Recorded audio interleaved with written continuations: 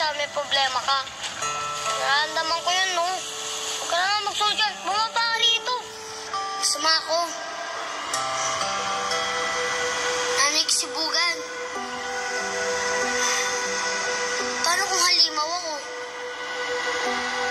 Paano kung makasakit ako ng ibang tao? Hindi ka magiging halimaw.